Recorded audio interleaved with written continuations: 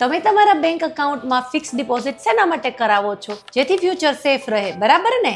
તો હું આજે તમને શીખવાડીશ સ્કિન માટેનું કોલેજિન કઈ રીતે સેવ કરવું, કારણ કે હવે જમાનો છે કોલેજિન બેન્કિંગનો. Hi, I am doctor Neelam Patel from Smile Plus Hospital. આજકાલ બધા 40 વર્ષની ઉંમર પછી કોલેજિનને બચાવવા માટે અને રિપેર કરવા માટે દોડતા હોય છે, પણ હું આજે તમને શીખવાડીશ 20ની એજમાં એને કેવી રીતે બચાવી શકાય છે. આપણા બોડીમાં નેચરલી કોલેજિન પ્રેઝન્ટ જ હોય છે, જે 20 યર્સની એજ પછીથી એનું રિડક્શન ચાલુ થાય છે અને એનું પ્રોડક્શન ઓછું થાય છે.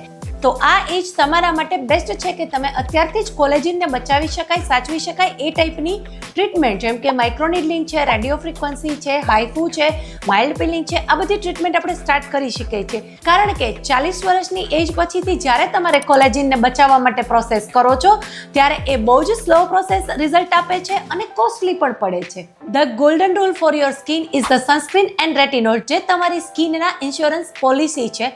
જેમ થોડા પૈસા બચાવીને ફ્યુચરને બ્રાઇટ કરી શકાય છે, એવી જ રીતે થોડી નાની ટ્રીટમેન્ટ કરાવીને તમારી સ્કિનને લોંગ લાસ્ટિંગ યુથફુલ અપિયરન્સ આપી શકાય છે. શું તમે તમારું સ્કિન ઇન્સ્યોરન્સ ચાલુ કર્યું છે? નીચે કમેન્ટ બોક્સમાં કમેન્ટ કરીને જણાવી શકો છો. Thank you.